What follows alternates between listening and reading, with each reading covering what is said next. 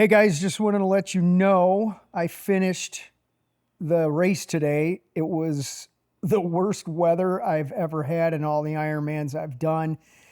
Just want to tell you guys I love you, and you all would have pussed out and wouldn't even have started that race today. So once again, your dad is a beast and will dominate you in any physical event you ever want to try to compete with me with. But you already know that anyways. I'll see you guys tomorrow. Love you. Bye.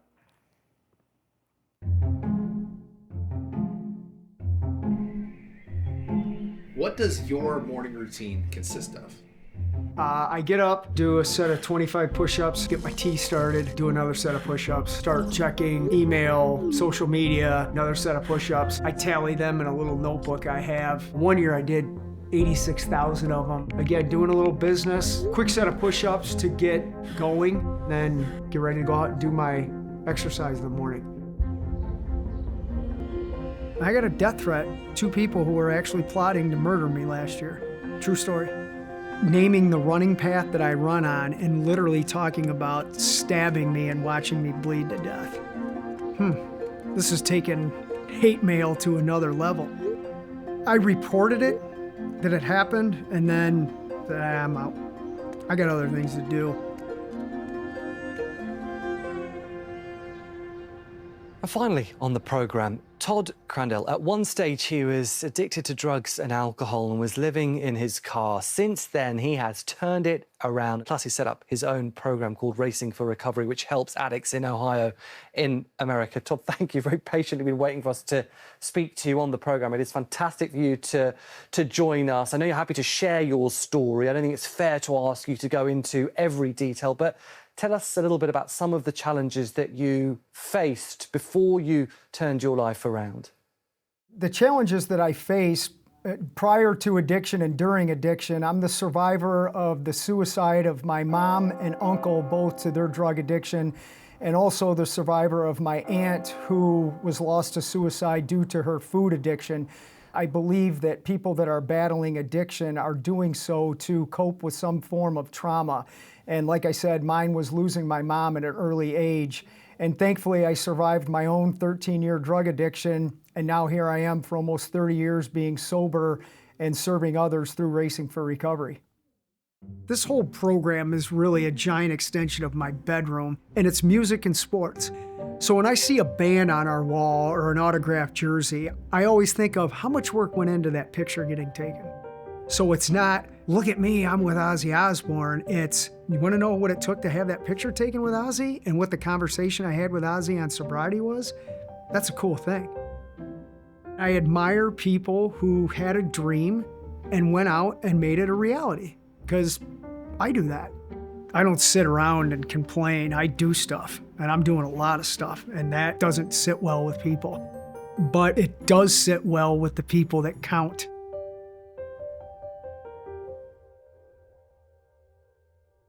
All right, everybody, I want you guys to say your name and one word that describes the pain you would leave others if you weren't alive today.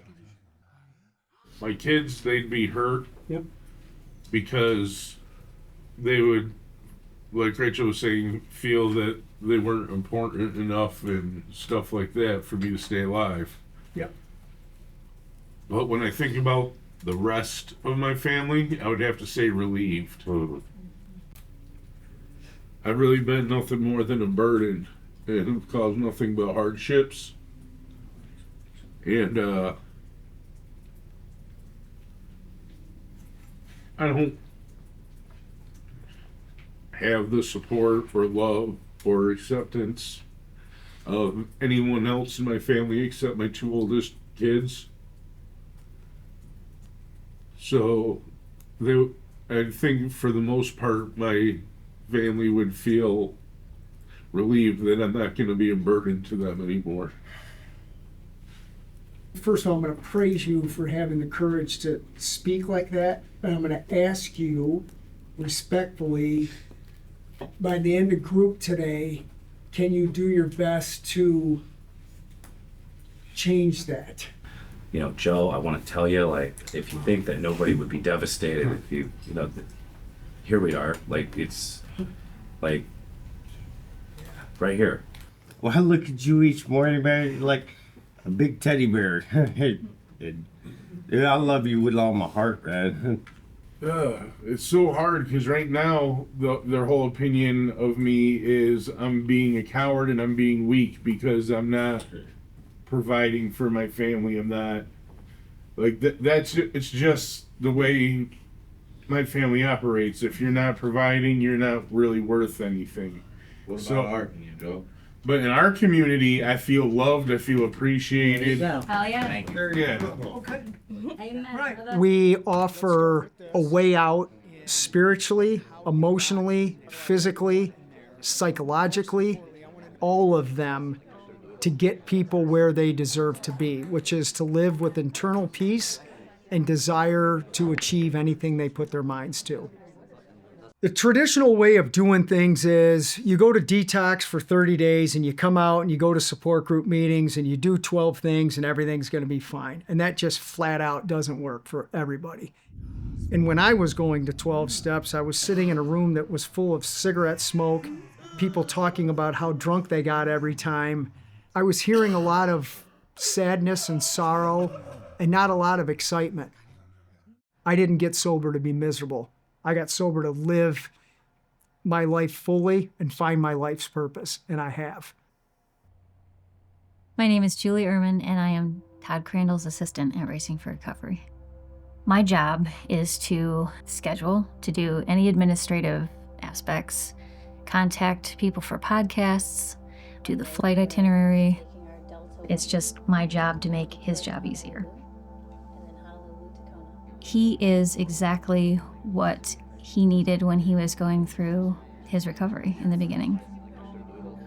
He is an example of grit and drive and compassion and all of that to show people it's okay to be vulnerable. It's okay to say that you're broken. It's okay to ask for help. It's applaudable. It's I don't know. I'm trying.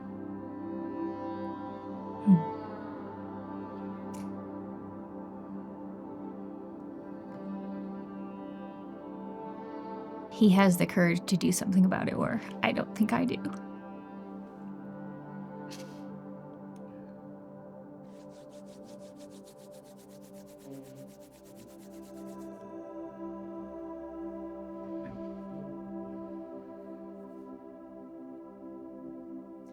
I connect to my crystalline symbol. I connect all 5 hand positions. I connect all 3 energy centers. I connect to my crystalline energy field. I'm not in a coven. I'm more of a solitary witch, and what I mean by witch means I just practice energy. I hold space. I ask to place the vibration of mastery in my individual crystalline energy field. So if I wanted to hold space for you, I would just have the intention of, I want you to be in a higher frequency, higher vibration of love or whatever, and just imagine it. It's all intention. You know, our mind's very powerful. We only use but a very small percentage of it anyway. It all comes from intention. So if I had the intention of wanting to hold space for you and have you be in a safe container, then you would. She brings a sense of peace, tranquility, and no matter what I'm going through, it's like a safety net. Her being there has made the journey a heck of a lot more fun and more peaceful. I've learned a lot from working with Todd and being here at Racing for Recovery, because there's a lot of pain, but there's also a lot of beauty behind that too. There's beauty in the breaking.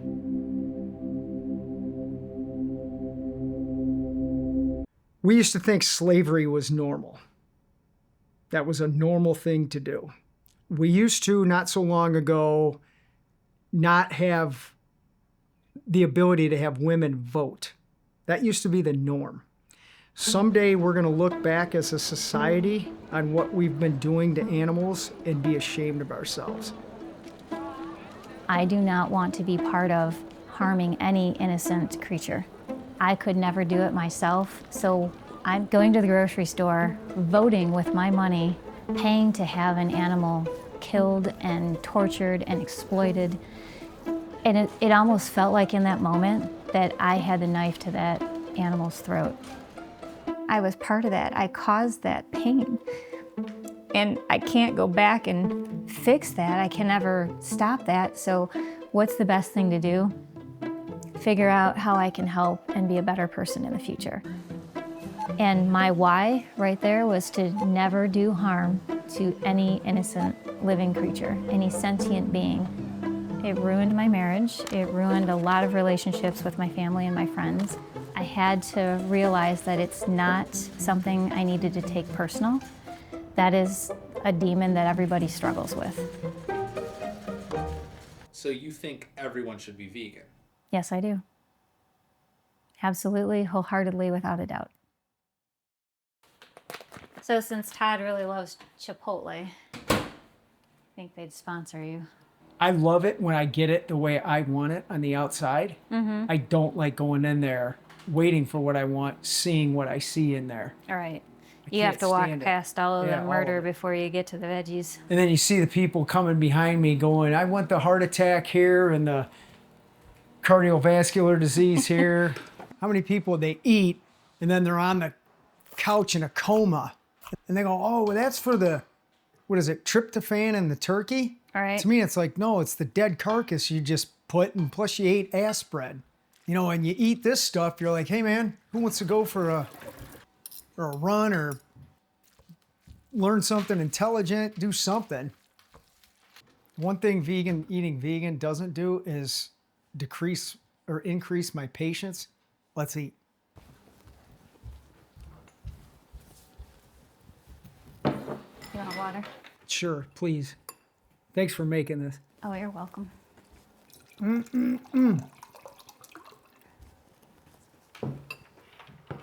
We were buying food one day and we were going through the checkout line, and I said to my buddy, I go, watch, they're gonna ask for a carton of cigarettes.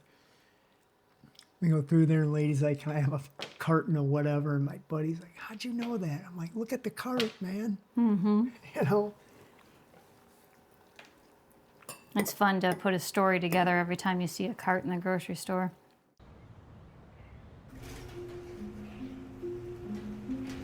Exercise and nutrition are the catalyst of everything else that my life and what Racing for Recovery believes in is built upon. If you exercise and then follow it with good food, you're not only more likely to have a good day, you're going to be able to cope with anything if it's a bad day. And that's why people go back and use again, is because they're not living a good lifestyle that helps them to cope with emotional hardships. That's why people quote relapse, which we don't use that word. So far in 2023, I've done 4 Ironman events, and I think I'm scheduled to do 14. The Ironman is a 2.4 mile swim, 112 mile bike, and a 26.2 mile run. I remember sitting in my basement just looking on the internet, and I just signed up for it. I didn't know what kind of bike to buy, what kind of shoes to wear, nothing. Didn't know how to swim. I asked people that knew about those things to help me do it, and then I went out and did it. Did my first Ironman November 6th of 1999 down in Panama City Beach, Florida. A lot of people, again, they think I just literally went from detox to running Ironmans. It was a 6-year process. I was sober for 6 years. The euphoria of finishing that goal was awesome. And I'm like, yeah, I'm gonna do this again. I don't wanna be like anybody else. That's that drive. You've done one, I wanna do 50. I wanna do things that people are like, holy cow, look at that. And they go do it for themselves. I'm the type of person, if I want something, I'm gonna do whatever it takes to get it. Do you think on some level you might be addicted to running Ironmans? This is an addiction. This is what healthy living looks like. And more importantly, feels like.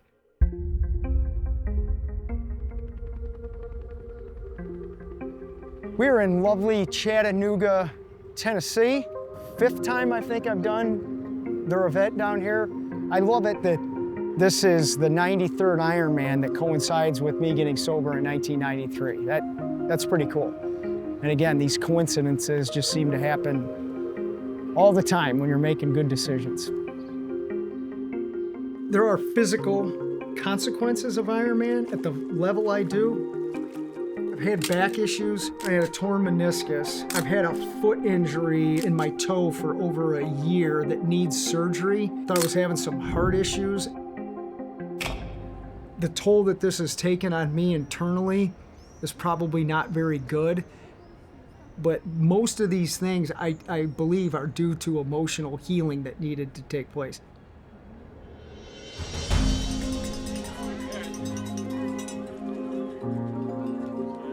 I still get that rush. And for me, the ultimate day out there is where I'm at peace, no one's messing with me, my body works, I can enjoy the beautiful place that I'm racing in.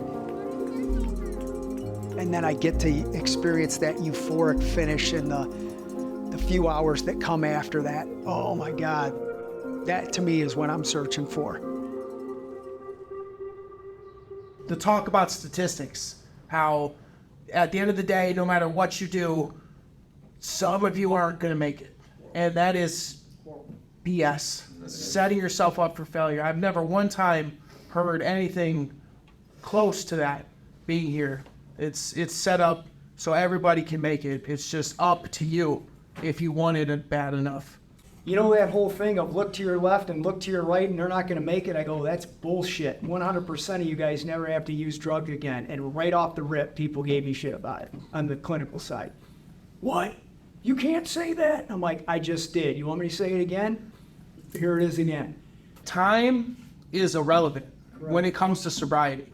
There's never a metaphorical finish line. We never got this. We might be better equipped to run the race, but the race never ends. So you can either choose to run with the winners and keep on the pace that you're at. You could sprint way ahead and gas yourself out, or you can just stop. But the choice is up to you.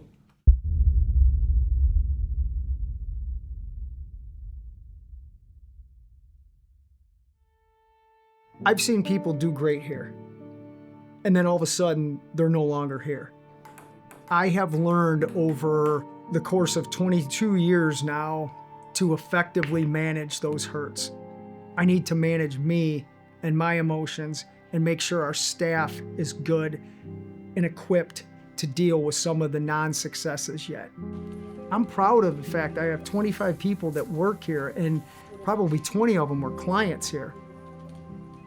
I grew up around drugs and alcohol, so that was like the norm.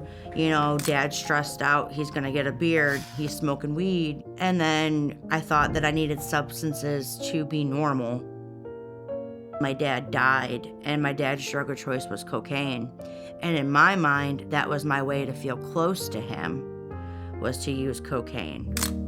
Plus, my dad was the very first person I ever used with. My dad put the pipe up to my mouth and lit it and told me when to inhale. So How old were you? I was 12. You smoked crack with your dad when you were 12. Yes, and I smoked cigarettes. I was almost 12 years old. I said I wanted to smoke cigarettes, and my dad's way of not getting me to smoke cigarettes was he smoked Marlboro Reds, and he made me smoke one cigarette after another and inhale until I puked. Smoked ever since. My dad would just gave me shots. He would laugh because I couldn't even walk. My addiction got a hold of me to where it was like a job. My story is no different. I was the low of the low. When you got to stare your family in the eye and tell them you can't pay the rent because you just went and spent all your money on crack, you know, that drives that depression deeper to where, you know, I screwed up this much, I might as well go the distance with it. Her mother had custody of our kids. She stepped in because we dropped the ball. She did us the biggest favor by doing that, you know, taking on that responsibility for us. Racing accepted us. It boiled down to, if you can't take care of yourself and your own obligations, how in the hell are you gonna take care of kids? My mom and I never had a really close relationship, and then about 8 months into being here, my mom finally gave me her address to where she lived, and she let me go down there to see them. And then the second time of going down there, my mom ended up dying of a heart attack in my arms. And my daughter had asked for popcorn. My mom got up, said, "Samantha, come here." So I went out. My daughter was standing there, and then all of a sudden she said she felt dizzy. And I was thinking maybe she got up too fast. And then she started to fall. And then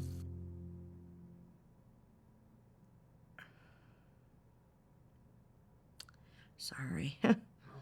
My mom started shaking, and I thought she was having a seizure. So I laid her on her side, called 911. They took forever to get there. And I got to the hospital, went in to the room. My mom was purple.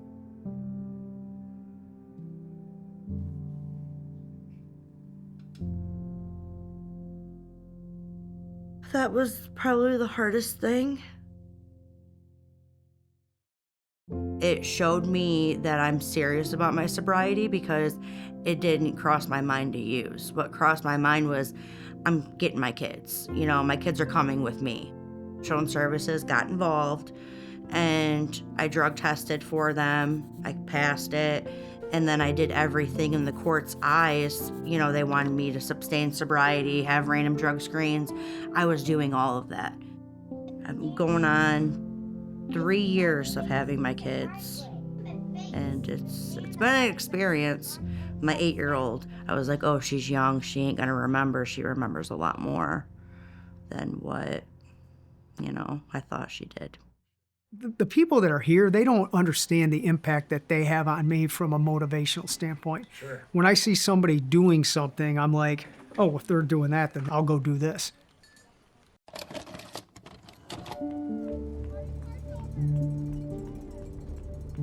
My main goal, one, is to try and win, but in doing that, I want to be able to race the entire race, feel like I am in control of what's going on inside of my body. I don't want to have the course defeat me, and that's what I feel like has happened in the past. It's always been the elements, the wind, the humidity, and the distance under that sun for 8.5 hours. First year I ever competed or even heard about Ironman was in 1982, actually 40 years ago. I saw the triathlon on TV. It was Wide World of Sports, this incredible thing called the Ironman. He's describing the distances, like a 2.4 mile swim, 112 mile bike ride, a marathon. There's no way a human body can do that. That's insane, that's nuts. But as I watched these seemingly ordinary people cross that extraordinary finish line, I was just mesmerized.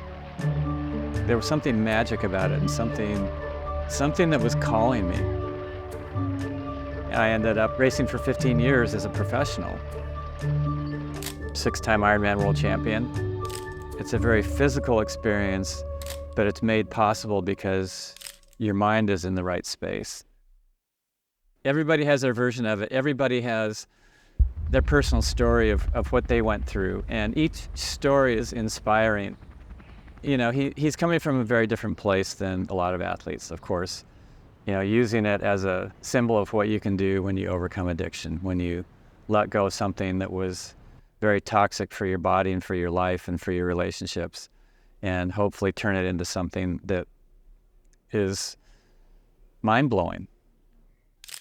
He contacted me about coaching, mentioned that he's going to be doing his 100th Ironman. The people that I coach, I tell them, the only bad race is one where you don't learn something from it. There will be 1,000 moments where you don't know if you can do it. And you get your mind to be quiet, and you realize, you know what? Those challenges will become the moments that enrich your life the most.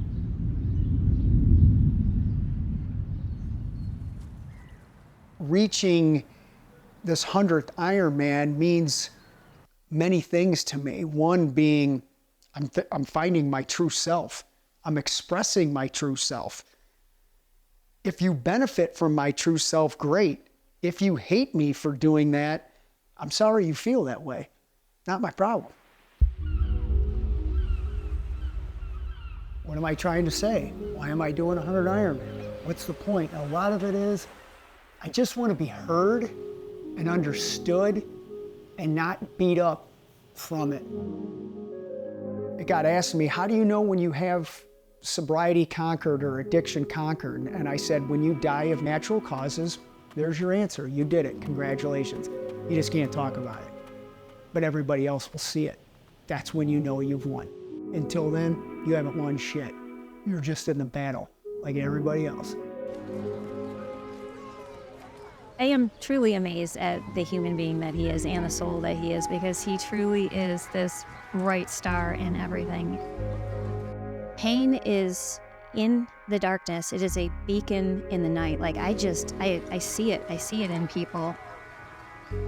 And to watch him be, have death threats, be having to go through this on a daily basis, it's like, how much can one person possibly fucking take? It makes me feel like I'm going through that myself. Yeah, I'm tired of being hurt for things that I don't think I should be hurt for. It's a never-ending journey of self-betterment. I'll take all that hardship to know that what I'm doing is helping somebody else who feels like I do. I'll be there for that type of person anytime. That's a call I'd take during the Ironman. I'd actually stop during the Ironman to talk to somebody who feels like that. That struck a chord. Because that's the real me.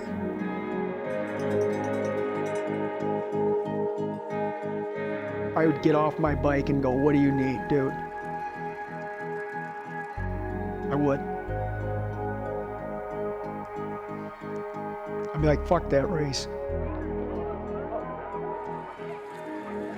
And if people would just allow that and stop fucking with me, I could do more. Basically, for 30 years, I had no sense of self-worth. My trauma was no one saw worth in me. I was always beaten. I was always, thrown out. No one cared about me. So those are the feelings of self-worth that I developed, that no one else cares about me. I don't care about me.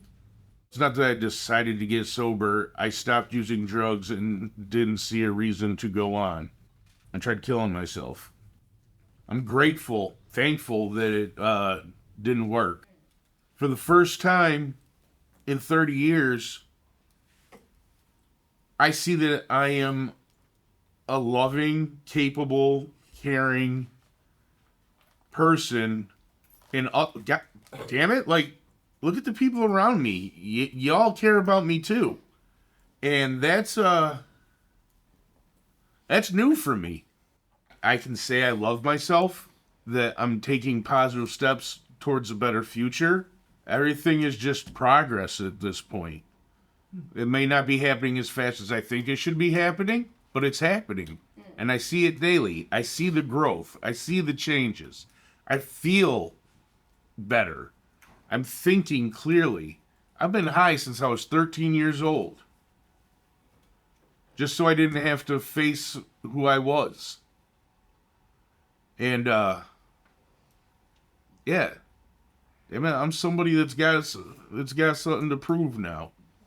I don't believe we ever get over or never think about some of the horrible things that I've heard you awesome people survive. However, I do believe that when you stop the self-destruction to cope with those awful things, you give yourself a daily opportunity to heal in whatever version that you feel that healing is, looks like, and does. So the notion that you don't have to deal with that stuff, that's not what we do. That's why people constantly go back, is because they're not dealing with that. So I want to make it crystal clear, Racing for Recovery is wholeheartedly about understanding the impact of trauma, whatever trauma is to you. What trauma is to you may not be trauma to somebody else. That's okay. This is not a pissing contest. It's understanding the hurts and the emotions behind it. You show me somebody who's using drugs, I'll show you somebody that certainly doesn't like themselves, most likely despises themselves. And that was my case for sure. The history of my substance abuse really started with not feeling good as a kid emotionally. I just didn't feel right. I never felt good enough. Didn't feel like I belonged. I knew I wasn't smart enough, didn't think I was good looking, none of that.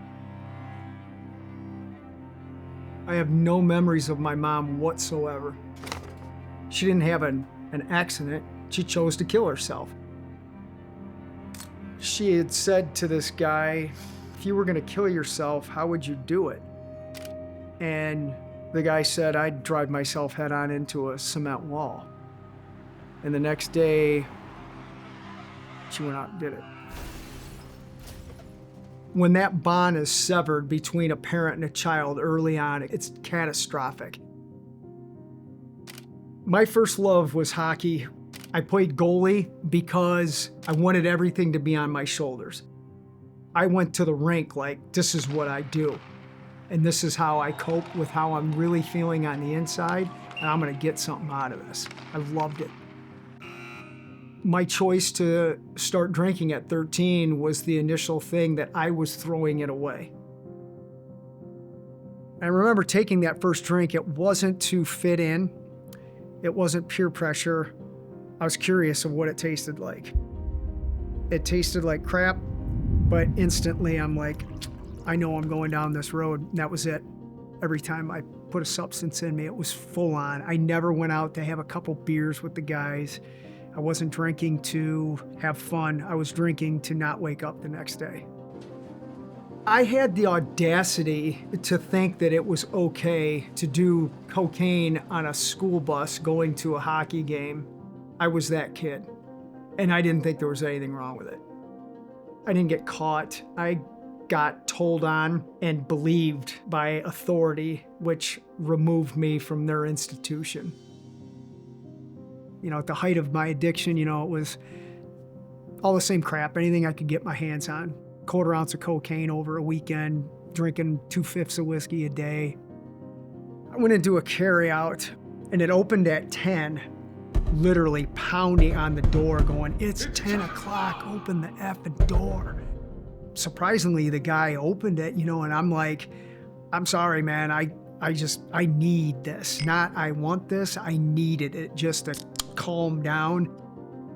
You know, even talking about this, I don't like it, but I guess it's relative because it's the amount of depravity that I was into back then and the volume that I was doing is applicable to the volume I'm doing sobriety. It's the same thing, full on. So how did you end up getting sober? I got arrested for my third drunk driving charge. I stopped for two reasons. A, I was done with that, and B, I was gonna get something out of life. I've never touched it again, never went to detox, quit cold turkey, so I gave myself an opportunity to live. And through that has led to Racing for Recovery, which I've been fortunate enough to surround myself with people that are better than me to make this program better than I thought it could be. Not because of what I do, because what I have other people who are better than me do. Racing was the first rehab that I walked into on my own, wanting to get help, not told that I need to go get help. Nobody is gonna do this for you. Racing for Recovery isn't gonna do it for you. You have to want it. I love the simple fact that I can be a living, breathing example to the clients coming to the store that with sobriety, anything is possible. I found so much comfort in being here and giving back and showcasing a talent that I have. I like putting out good food because I know when I sit down how it makes me feel when somebody puts together an awesome meal and actually takes the time and puts the love into it, it's a big deal to me. There's a lot of things out there to say, it's vegan in the grocery store. It's not healthy. I go more of the whole food, plant-based way of eating. Learning how to cook all over again with different ingredients and stuff, it's been very therapeutic. I think everybody should be vegan. You're either living right and eating right, or you're not. That's not my opinion, it's a fact. Why am I such a valuable resource on everything except when it comes to food? I'm like a brilliant individual until the topic of food comes up, and then I'm an idiot. I'm gonna read now from Do No Harm, my pet pig Milo on the front, which he's making his movie debut here at some point. Which number book is this? This is my 4th book. One of the things vegans hear all the time from non-vegans is the very insipid, quote, animal lover, end quote, excuse. But Todd, I'm an animal lover. I have 2 dogs and I also love cats. Yeah, I've heard it a million times. I do love animals and maybe you do too. The question is, how do you love them? Alive or dead? On your plate or in the form of fashionable belt? This whole book is just full of stuff like this. You want me to put some facts in here too? I mean, yeah, whatever commentary you want to add. Yeah. Here's a fun fact for people who have been affected by breast cancer, which has taken the lives of many, many, many individuals. If a woman has 1 serving a day, she is 50% more likely to die of breast cancer than someone who does not consume dairy products. That's something that really hits home because we are raping cows. How do you think they get impregnated? They're out there having sex in a field with a bunch of horny cows? No, they are manipulated, holes put in their sides of their stomach and people, ingesting whatever pregnancy stuff to get them pregnant. They don't want that. That's rape.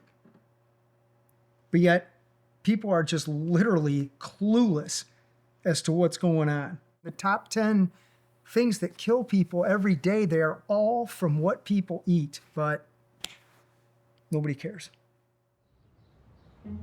It's huge. It is. I can't Goes wait. from that, that's the vacation home. Yeah. To that. His starter house. Yeah, that was an investment. Milo needed a place to live other than, this is what he had when he first got out here, this little shed, which is nice, but he needed a bigger house. He's a bougie pig. He needs a big place, so I bought him that. He lived in our house. He had his own bedroom, his own bed. So he had it pretty good. He didn't know any better, and we had cats and dogs, but he needs this type of environment out here, which is great. We had a neighbor, he filed this thing with the city of Sylvania. They got a pig, you got to get him out. So we battled a year. We reached out to the zoning department. The planning manager says the ordinance doesn't differentiate between farm livestock and non-traditional pets, and this is a gray area. He says at this point, the Crandell family can appeal to the zoning board, which would buy them more time. He is a domesticated, emotional support soul. Meantime, Todd is working with an attorney and has support from more than 25,000 people worldwide through an online petition. What does Todd Crandell eat on Turkey Day? So I'm going to speak freely on this. I love the vibe of Thanksgiving, but the traditions of it are complete bull crap. How can you sit around a table and give thanks when you've got a dead turkey that some genius thought it was a great idea to stuff a loaf of bread in its ass and then eat ass bread out of something that was murdered, and we're thankful for that? That just is, I'm sorry, that is insane. Insane. Right there. How do you like your new house, dude? Huh? Sit. Can you sit for me? Sit. Sit down. Sit. A person could live in that thing and be comfortable. Mm-hmm. I lived in my car, so I would sleep in that thing. You know what I'm saying? He's lunged at a couple people, and they were like, "What's up with your pig?" And I'm like, "Quit eating bacon, dude. Come on. Milo, come on. Here." I'm trying to do what I know is right. Yeah, see, he'll run. Good boy. And I know what I'm doing is right. I know what Racing for Recovery does is right. And if somebody doesn't like it, it's not my problem. That took me a long time to accept that. I have many faults, I admit them, but Racing for Recovery has done a lot of good for 22 years, and some of that stuff is just a little ridiculous. I did addiction as much as I do recovery, full on. I don't do anything half-assed, nothing. So I've taken that level of self-destruction and I've just turned it into a tank of self-betterment, not only for me, but for the betterment of mankind. It's really important to make sure that this is enhancing your overall life. They have their personal purpose of why they want to cross that finish line. It's ringing with challenge. It's dripping with potential setback. It's going to test you. One could look at me now and they see the stuff. Maybe what I drive, what I wear, where I go. Beats getting a hamburger out there and sitting out there all the time. Met Duff McKagan from Guns N' Roses in the LA Delta Club one time. I met him before, so he sat right next to me. I'm like, Duff, what's up? We are now boarding first-class passengers. Yeah, it's just an easier way to travel. Everything that I've done seems to rattle cages. Who I meet, what I do. And that used to bother me, now I love it. Because if I'm rattling your cage, take a look in the mirror and try and figure out why I'm rattling your cage, because I'm not really trying to. Kadichi Lawrence has more. Todd Crandell is one of the hundreds of athletes registering for the 70.3-mile triathlon race in Augusta Sunday. It would be his 98th race. I'm not out there competing against people. I really don't care about my finishing time. As long as I cross the finish line, I'm a winner.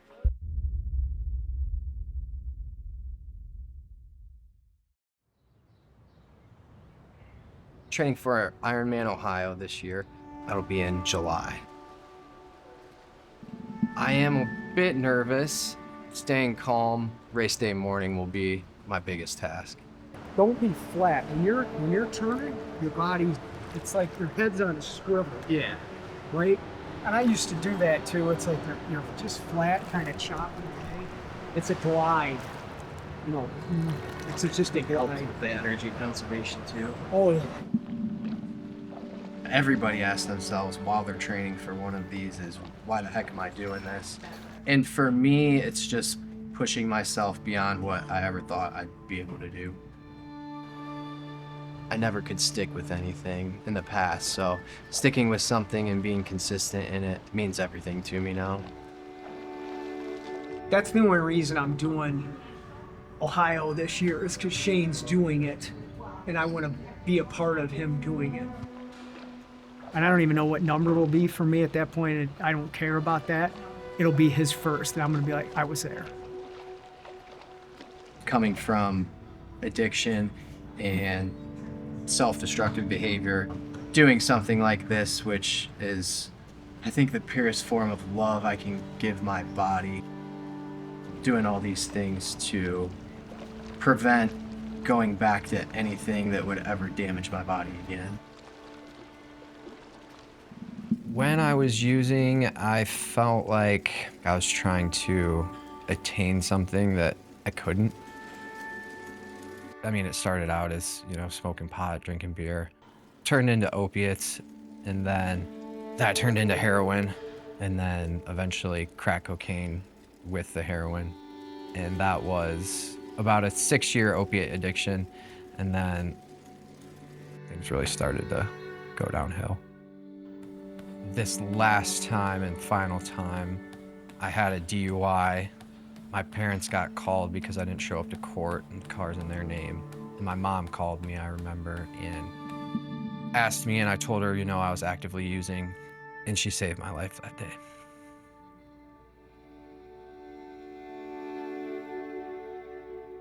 So your mom saved your life? Yeah. Coming in, I was honest with myself about what I needed, where I was at, and Racing for Recovery provided me the time that I needed to put in some real work with myself. Do you think it's problematic that Racing for Recovery hires past clients, or do you think that's a strength? I believe it's a strength. I mean, who better to help you utilize the program than when someone went through it, you know? Of course, I want to start part-time. Just get my foot in the door, get grounded. It may seem like a small step, but it's a big step for me. Just getting back. It's like getting back into the world. Does it keep me, woke at night? Does it take me away from concentrating on what IOP is talking about? It doesn't. So, again, if you put in effort, and no matter how small the steps are, you put in effort, you stay focused, if you ask for help, knowing that you need help, and, you can get it. I think there has to be a turning point for everyone where it's internal that gives you the drive to actually change things in your life, realizing the fact that I don't want this anymore and I want better for myself. I remember my dad asking me, "Are you ever going to make any money at this? You got 4 kids to feed." And I said, "Someday I will. Right now, no, but someday I will." This was started in a closet. We had 3 phone lines in my house at the time: a personal phone, a business phone, and a hardline fax machine. When the Racing for Recovery line rang, I was excited. When the personal line rang, I didn't even care if I answered it, except when Duff McKagan called me from Guns N' Roses. That was cool. But it was a lot of worry, a lot of anxiety, sometimes some depression. I was running this again out of my closet, driving over to a church, setting up tables every Thursday night, taking it down, putting the stuff back in my car, driving it back home, putting it in the garage. 15 years of doing that for free. We were on government assistance. We were on Medicaid. Build my credit up, lost it, filed for bankruptcy, started over again, all of it to keep Racing for Recovery going. Filing paperwork to sign over the foreclosure of your house, that's rough. But I'm like, take it. It's just a house, it's just a thing. These materialistic things that I lost along the way, I was like, so what, man? I mean, yeah, it sucks or whatever, but it's just a thing. I was looking for that internal satisfaction of what I'm doing and having it pay off, and it has. So that's another thing when people say, oh, Todd's all about money or whatever. I'm like, hey, dude, I effing earned this, man. So what if I'm making money right now? Go out and make your own. I can't stand freeloaders. I got quite a few of them who've been in and out of my life riding my coattails of what I've earned as they're slandering me along the way. I know who did what they did to me along this journey. And look who's sitting here talking about it. Not you, me. So take that and put it somewhere that most people aren't gonna see, dude, because I'm still here and you ain't.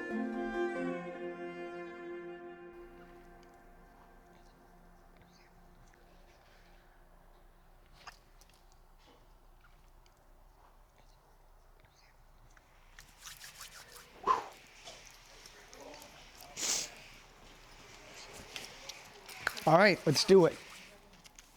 To take this thing from a closet to get an opportunity to have this building, that felt amazing.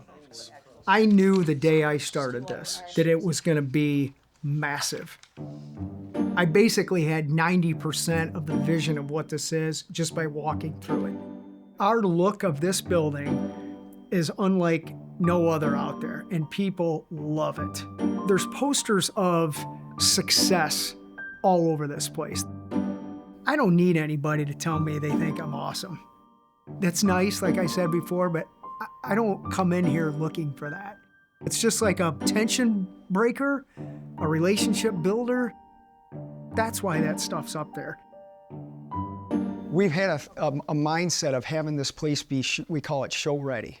Anybody that walks through the door at any time, they're gonna see it looking, it's like we don't run a broom before everybody comes in to clean it. It's all the time. I am not the smartest man in the world, but I am brilliant in putting people around me that are better than me, that can help take what's in my heart and soul and make it better than I ever envisioned. Is that it? That's it. Wow. Yeah. This deserves a round of applause, guys. Yeah.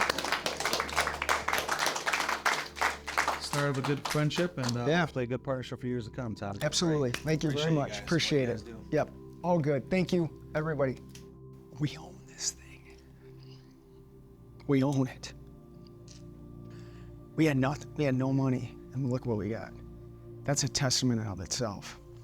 This is what I've tried to show you guys with this, despite everything we've lost, which sucks.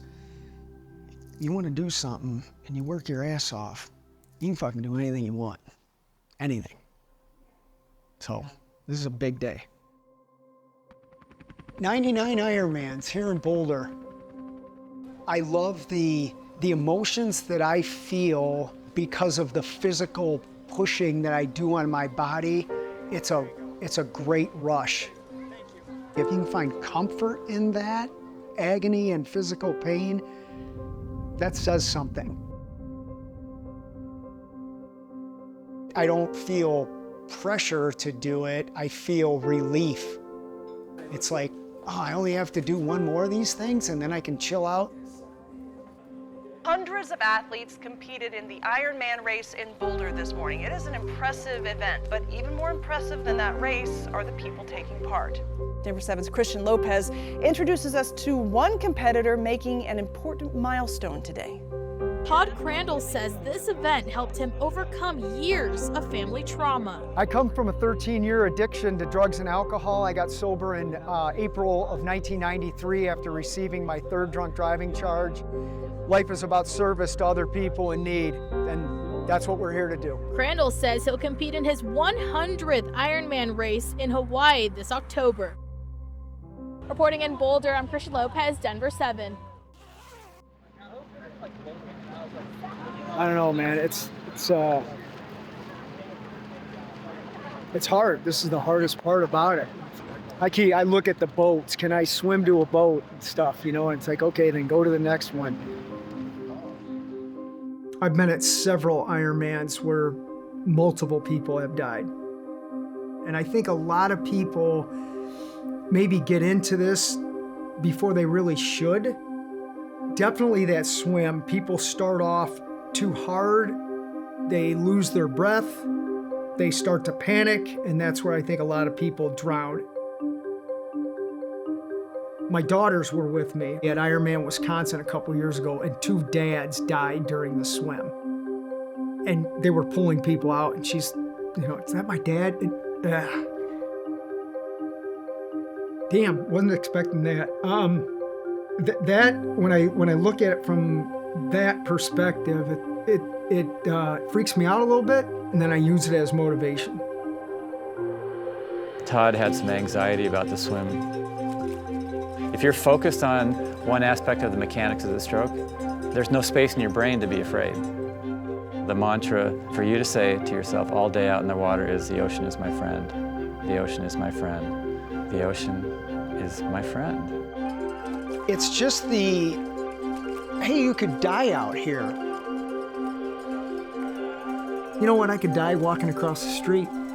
I could die having a heart attack right now. If I died during an Ironman, have the news cover it, promote Racing for Recovery, and we're good.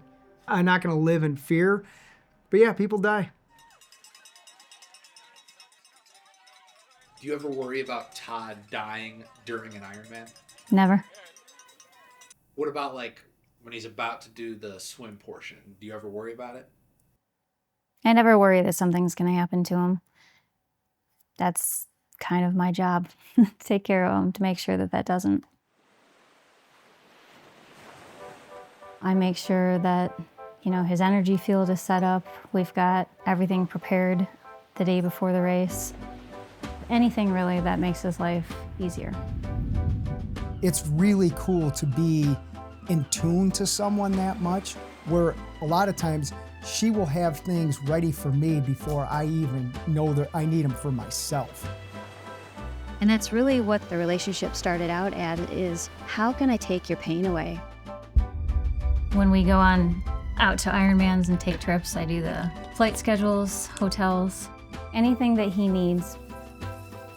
I have to say I'm pretty in tune to him, probably more so than anybody I've ever been in my life. I think most people would probably say enough is enough.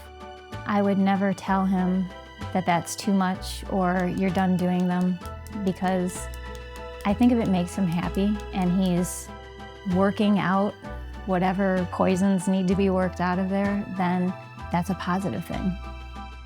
Frankly, I'm in awe of how he handles stuff. That's why I never fear that something bad is going to happen. He works all that out in his head. You know, there's always a backup plan. There's always a way to figure something out. If something were to happen to him, how would you feel? To tap into that feeling, I would be absolutely devastated.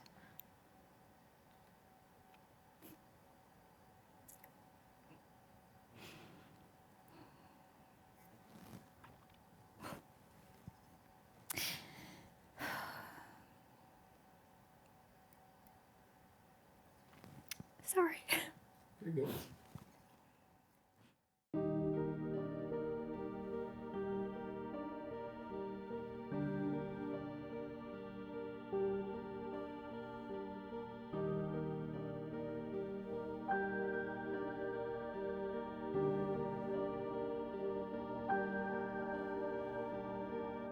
There's a ton of motivational stories out there.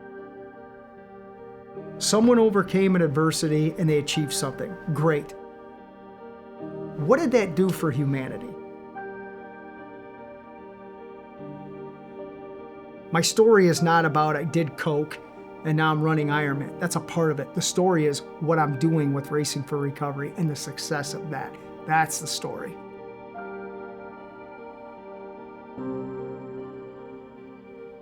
I'm not addicted to anything. I am focused on a myriad of things that allow me to live a balanced, holistic lifestyle that I enjoy living. I'm not addicted to this. When it's causing pain to other people, that's a problem. When it's helping other people, keep doing that.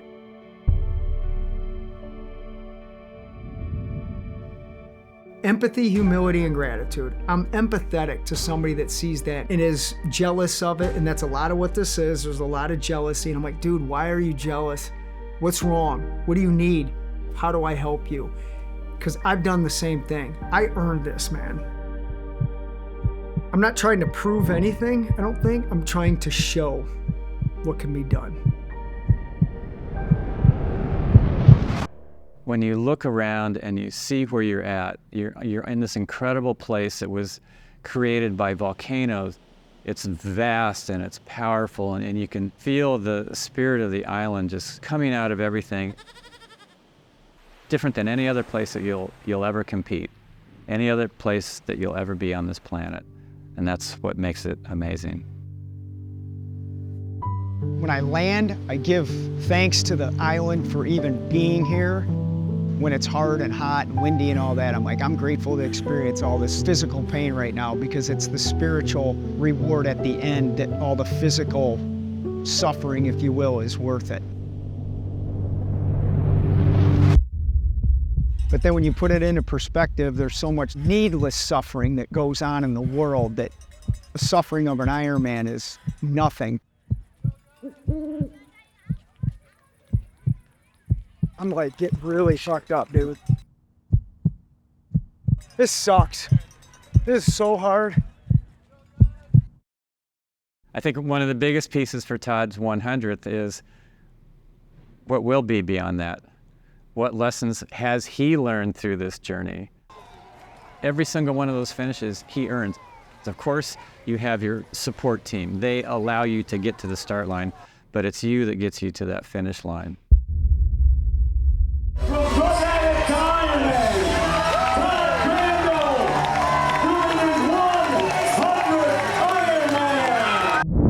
That was 23 years of doing triathlon that led to one 30-second euphoric feeling. Todd Crandell, you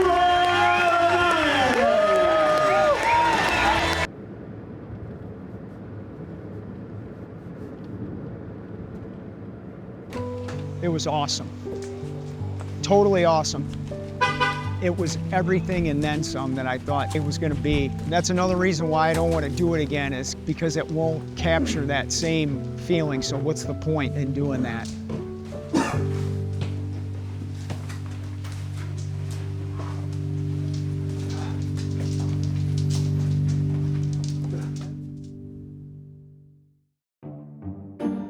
I've done 106 Ironmans since 1999. Like, I've had some of these for a number of years. World Championship one from St. George that I wore. How I look translate into how I feel. This one I'm wearing at Penn State. Got a photographer coming out. I know she's gonna be taking some pictures. I've never had a red one. I got a magenta bike I'm riding. So already I'm visualizing what the pictures are gonna look like. And those are the things that help me carry on. Next year, I want to do a thing where I'm doing a certain number on X number of continents. I want to make it where I'm going to a town, doing a talk at a school, having a vegan meal somewhere, marketing the book, you know, meeting some, whatever. So the hook of, hey, I used to be a drug user and now I'm doing my 106th Ironman or whatever, that's what started this whole thing. So the little fears I was speaking about earlier, I've had them fears all my life, you know. Not that I want to blame anything on traumas and circumstances and environment, but them things actually had a lot to do with why I became the person I did, why I started thinking the way I did at a young age. And I didn't know to put any of that together throughout my whole life. Some pretty not good stuff happened to me at a young age, and it set my mind to thinking differently. And then the household I grew up in with an abusive father, that also had my mind set in a state of fear and unsure about everything and anything. And so I had to create and figure out ways to be happy and smile and not think about those things. And it really wasn't my fault that it got started like that. But it was my fault at some point why I continued to make bad choices off of old mindset and the ways that I thought to protect myself and survive. This place here has helped me look at all that in a new light and place it where it's categorically better in my mind.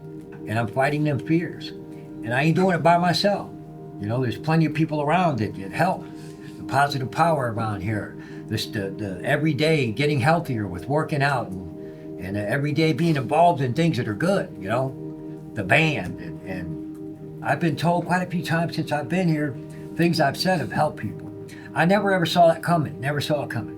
And so I can't hide behind my fears, and I can't entertain any negative thoughts, because if I do that, then I'm just gonna start killing my self-worth again. And I'll be back out there again.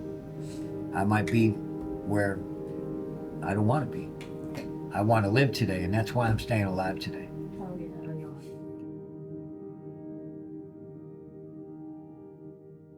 What percentage of clients actually maintain sobriety? I would say 25%. I think the wanting it and actually doing it are two different things. I feel it, I feel for them, but I believe if I let it affect me more than just that, I wouldn't be able to help the next person. Yeah, there have been a few people that I've watched go through the program and leave right when you think they're making a breakthrough, and that's right when I think that they want to exit the program. There might be something so deep in there that they aren't ready to tackle that. I don't use the word failure. I use the word not succeed yet. And every time someone doesn't quite make it, either permanently or they just haven't made it yet, it reminds me of how grateful I am to have what I have. You read about people dying that were coming through here and stuff. It breaks your heart, really, because, it's like you couldn't reach them enough to make them want to better their life. Does that make you question the program's approach or your own approach? Not at all. No, because I know what it did for me. I know what it did for all kinds of staff that work here, and we all got something in common. We wanted change. We wanted a different way of living life, and we found it. What Racing for Recovery did for me was they actually believed in me until I started believing in myself. She's doing the things that make her happy. You know, by getting her GED, you know, she worked at gas stations her whole life. She's not just content where she's at. She wants to keep going. What can I accomplish next?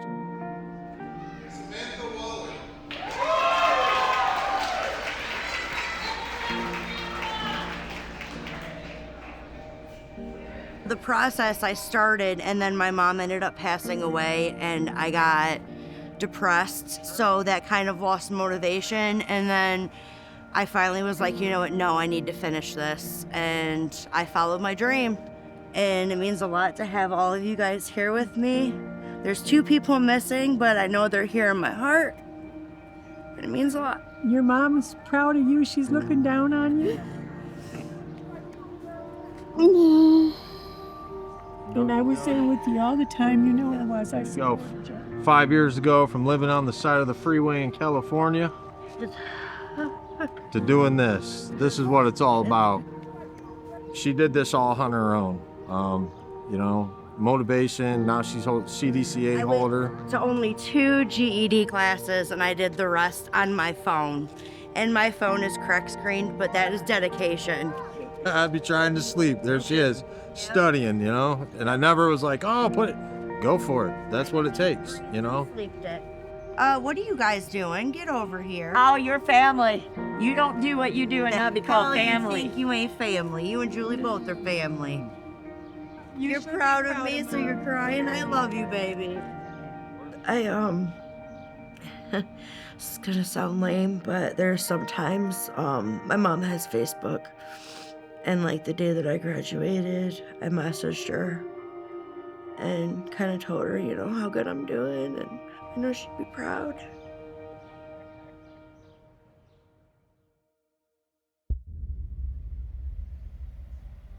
A little anxious, a lot of people here, but we'll get in the water and it's go time from there. The last race, I started writing something on my hands so I can look at it. Today I got breathe for the swim, grind for the bike, and my mother, because she's here for this race, so that's real special to me. I am looking forward to a relaxing swim. I'm looking forward to a non-windy bike and a very hot run. And I hope to hook up with Josh and Shane so all 3 of us can cross the finish line together. That'd be pretty cool.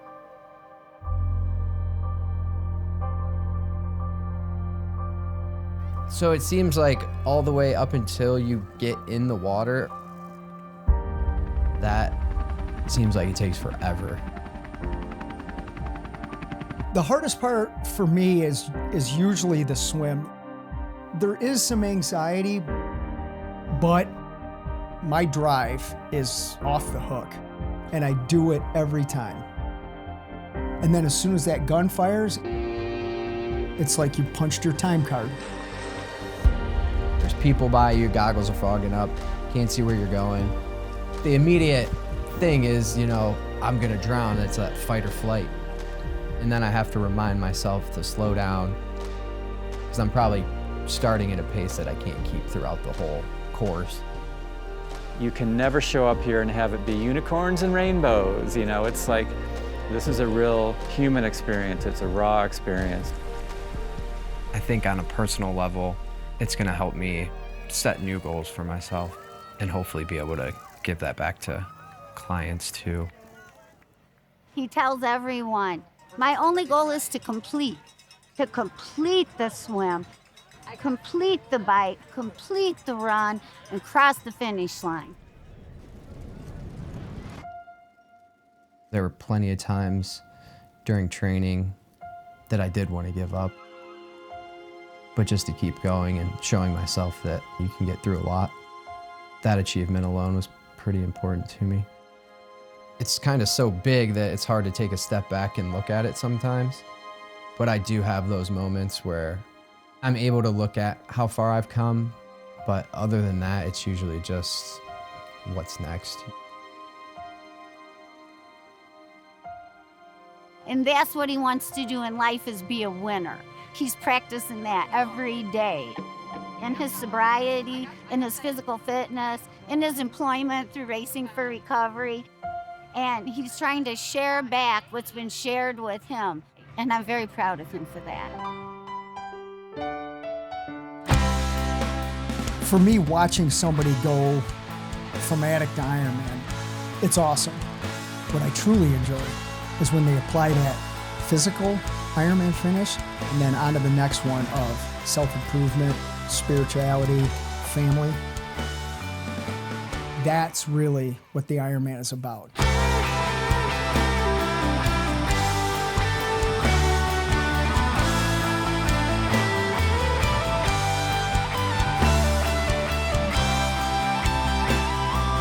Taking somebody that literally has come in here with a trash bag full of clothes and then watch them like themselves, not use drugs, getting engaged with their family, it's amazing.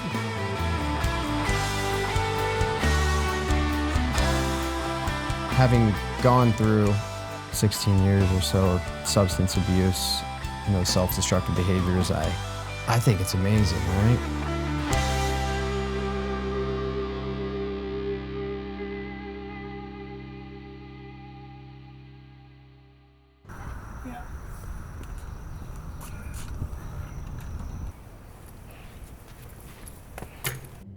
I don't put on a costume every day to pretend to be somebody.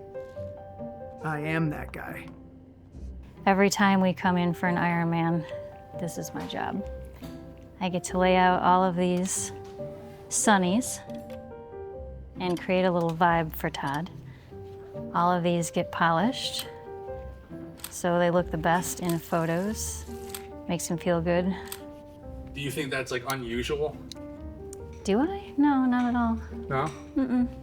I don't think it's unusual at all. I think it's part of setting the vibe and making him feel good.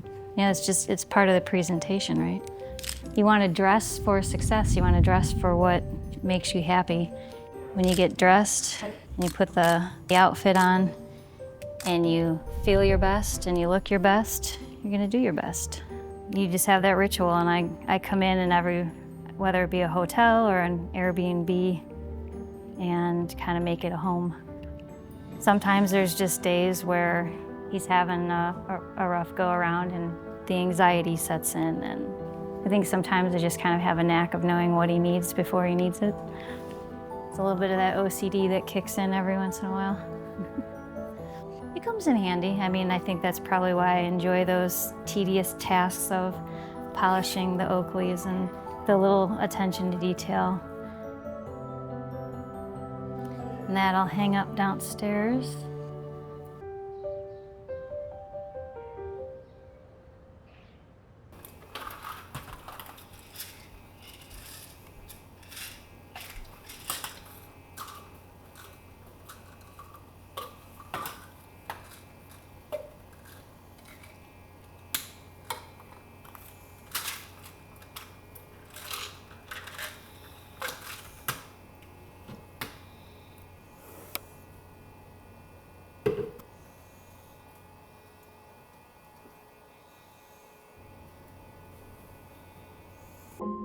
Everything that I do in the morning is for me initially, but I know other people are gonna get the best version of me to help them.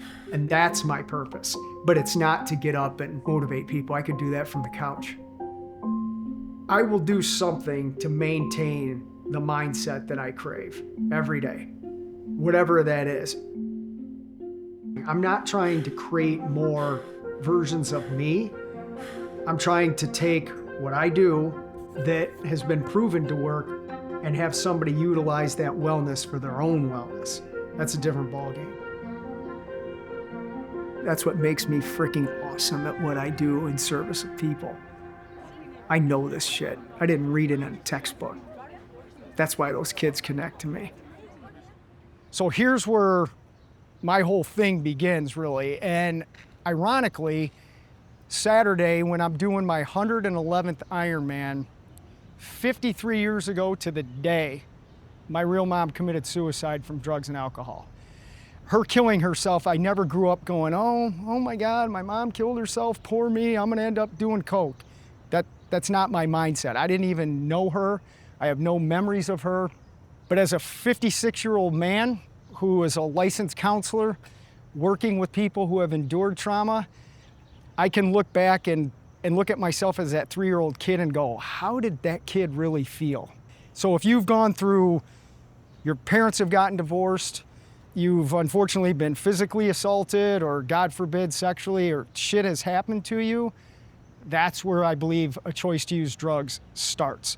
You know, when you're snorting a line or whatever, or you're drinking whatever, we're all going, man, my life sucks. I wish I could do this. I should have done that. That kind of talk is going to get you nowhere. If you put the stuff down, and that includes, you know, criminal activity or whatever you guys are doing, when that stops, as I said earlier, you just gave yourself a key to do whatever you want. One decision to quit doing drugs and look what it's doing for people, that's pretty fun. And you guys can do something like that in your own way. Make sense? Ask me some questions. I'm done talking. I mean, it's an opportunity, you know, to get information, you know, help me with my recovery. I haven't completed a lot of things in my life, and everything that I do complete, it's like, all right, like I did this, I did the work, and you know, it builds self-esteem. It makes me feel good about myself. I used to run a lot, but hearing about you doing all these Ironmans and all that made me want to start running again. So I was gonna ask you, like what should my process be to, like, you know, eventually do half marathons, then marathons, and then move up with like recovery and all that, you know? As soon as he said that, I immediately started looking at your shoes, and I'm like, well, I wouldn't run in those. So I would get some shoes and then look up proper training programs. Go to a running store, get properly fit. If you need help, I'll help with that. Start running. And then when you want to get into this or whatever, I'll show you. One thing I want those kids to get out of it is they are of value. What they were doing is not who they are, and what they will become is what they're destined to do. I kind of speak with my heart before I think a lot. And yesterday I'm like, I don't know what you guys are doing tomorrow. I'd go running with some people tomorrow. And I wasn't thinking of, I just did an Ironman 3 days ago. I'm still tired. But they showed up and I'm like, let's go. It was awesome running with those guys today. I feel like it's just a different way of life, a different way of living, you know, morals that you stand on. A lot of them make you be a better person and continue to be a better person day by day. And that is something that I want to do. You know, I don't want to be a bad guy, do the same stuff over and over again. He showed up today, he had brand new shoes on. And I asked him about them. I said, hey, where did you have those? And he said, I got them yesterday after the talk, which I was like, wow. Running is something that I want to do. I feel like what's the better chance to do it with Todd, you know? I stress that the bad is over and the good is coming as long as you don't use drugs or hurt yourself. I don't want to be admired. I just want to be an example of what can be. Do you ever contemplate suicide?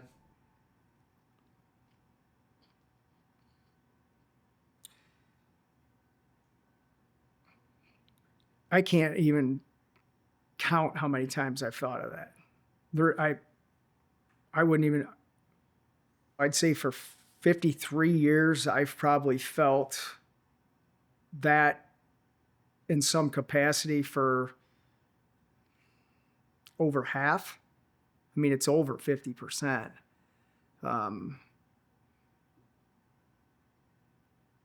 Has it been really bad? I'd say 25% of that time. And has it been even worse than that? You know, getting where you're taking, you're researching, you're planning, you're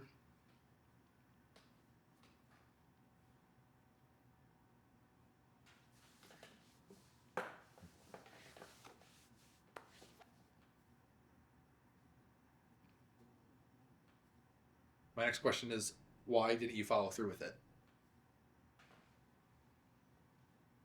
I can't.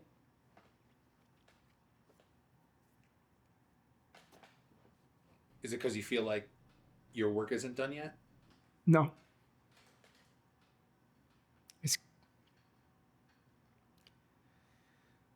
I can't because I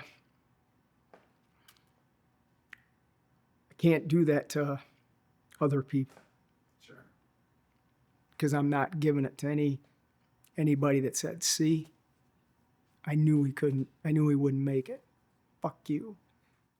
Massive storm hitting the East Coast and severe weather slamming the center of the country. Tropical storm Ophelia churned up the East Coast. Ophelia first made landfall in North Carolina early Saturday, bringing 70-mile-per-hour winds and coastal flooding. The slow-moving storm drenching the I-95 corridor, and more rain is expected from New York City to Boston on Monday, making for a rough morning commute. You know, this stuff with my mom, I'm always very stoic about it. I've been defiant about it. I've been angry about it, but I've never really broken down and just acknowledged that hurt that I have.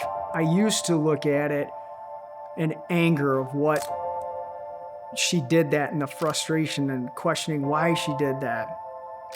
Then through my addiction, I understood why she did that. And through 30 years of being sober, I'm really trying to embrace what that did to me as a kid, how it carried over as a man, and the potential I have to continuously heal, to do good with it. And the tide is receding right now here at Jones Beach, but when the water levels increase later today, that's when authorities are warning residents to look out for more coastal flooding. And as we continue to see the remnants... For me, this has been about, look what her death has done for people.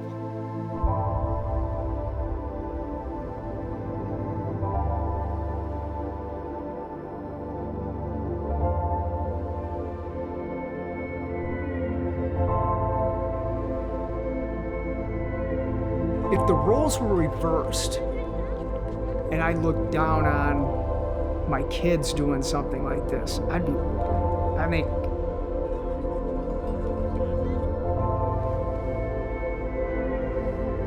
proud of them.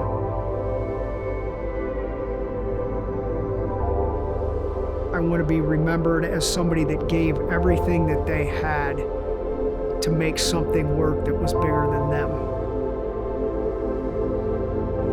It hasn't come without a lot of loss. Some of that loss has been very difficult, but I think that loss had to occur so I could truly embrace what my life's purpose is.